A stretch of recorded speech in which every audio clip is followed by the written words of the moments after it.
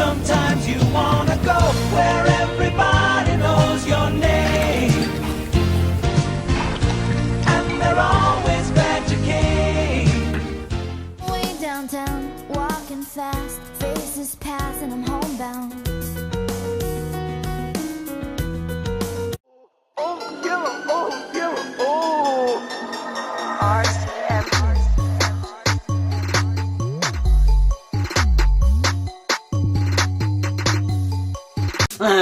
Push! Push!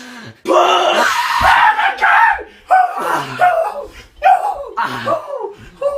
It's a little big boy. It's a little baby boy. I'm bringing sexy back. Oh, hello there. I was just indulging myself in some literature. But today, we will be talking about history. Now, would you like to know about World War II? No? Perhaps the Great Depression? Not that either? Maybe you'd like to learn about the 1920s? I thought you might. The 1920s was a great time, known for many things, from the Charleston to the Prohibition. But what many people overlook is that the 1920s was also the golden age of sports, and it also ushered in a new time full of great advertising and economic benefit. The 20s was a great time for sports. Slowly, they were no longer such recreational activities just for fun. They became a huge enterprise, making millions. People flocked from everywhere to see such big names like my old friend Jack Dempsey, Babe Ruth, Harry Heilman, Ray Chapman, Red Grange, Jim Thorpe, all of them such huge names, such icons at the time. One of my good friends, Jack Dempsey, was one of those athletes at the time. He really could fire people up, really get them going. He was a great guy. I feel like it was just the other day that we were talking.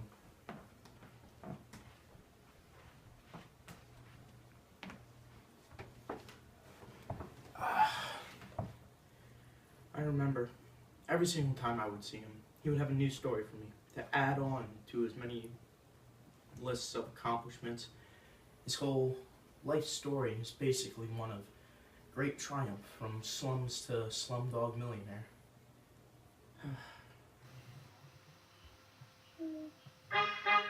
William Dempsey was born June 24th, 1895 in Manassas, Colorado.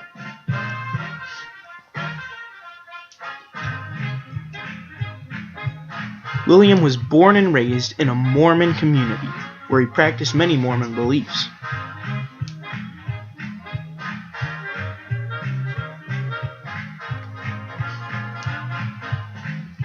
At a very young age, William expressed exceeding skills in boxing as he was trained by his older brother, Jack Dempsey.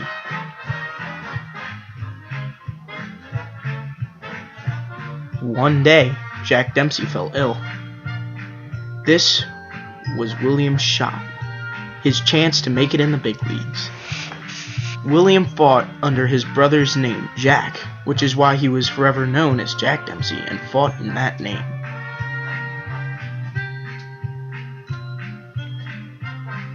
Jack's first fight was against the current heavyweight champion, Jess Willard, who had him beat by over 60 pounds and was over 5 inches taller than him.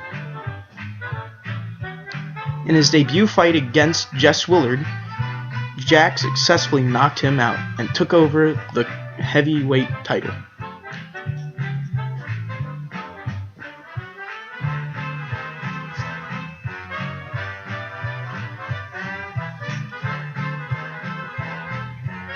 Jack held the title for the next 6 years and defended it 5 times in the ring.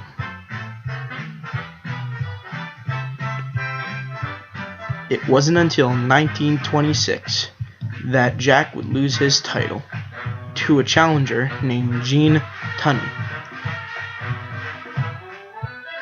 In 1926, Jack lost the belt and the title. Then in 1927, the two fought again, sadly with the same result, as Jack lost to Gene Tunney once again. Jack's career fell down the toilet and he decided to retire from boxing, finishing with over 50 wins and only 6 losses.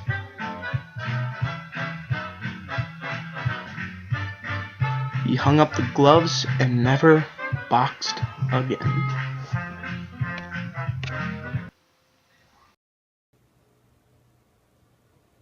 And who, of course, could forget Jim Thorpe? God, I miss him so much. The Olympic athlete Jim Thorpe was born on May 28, 1881, in Prague, Oklahoma.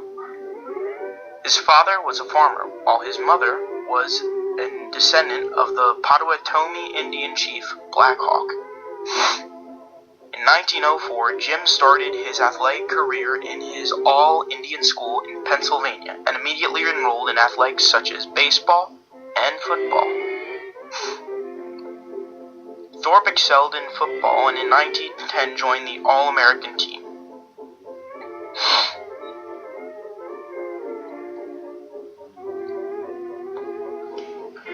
After his career in football, Thorpe stuck with the sport and decided to become an announcer in his later years.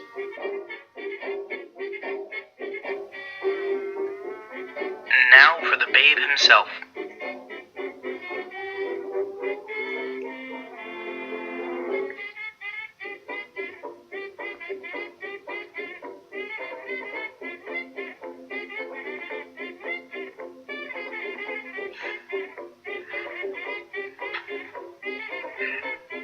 George Herman Ruth became a huge sensation and an icon for the dawn of the golden age of sports.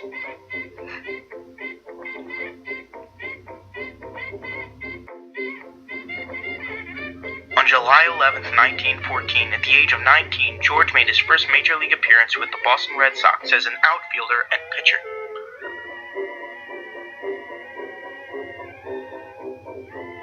George Herman Ruth lived up to every one of his nicknames, from the Sultan of Swat, Big Bam, to the Great Bambino. He finished his 21-year career with 712 home runs, amazing for the time.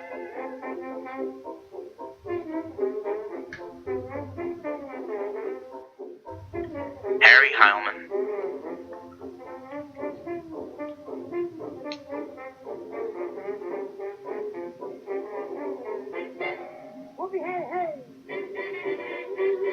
Born in San Francisco, California on August 3, 1894.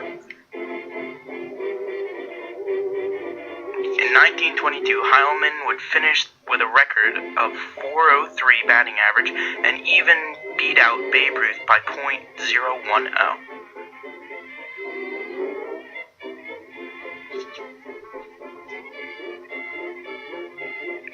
In 1926, they celebrated a Red Letter Day where 40,000 fans came to celebrate just him.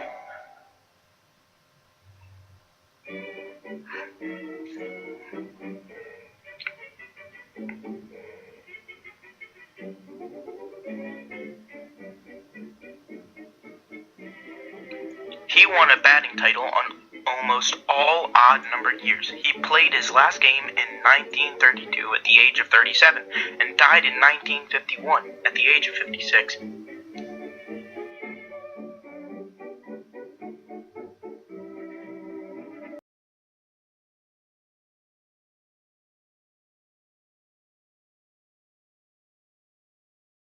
Wander out yonder and taste the delicious new wonder of Coca-Cola.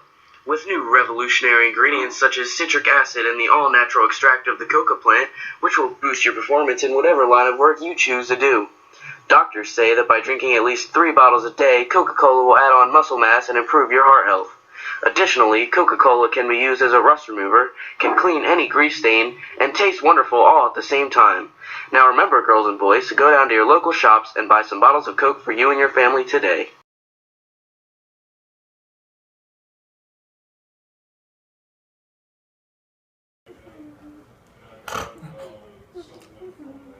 Oh, I'm sorry. I forgot you were even here. Anyway, this has been a lot of fun going over the Roaring Twenties with you. Please tune in next week where we have a very special guest, Mrs. Hillary Clinton. Sorry, I'll tell them. Sorry. See you guys next week.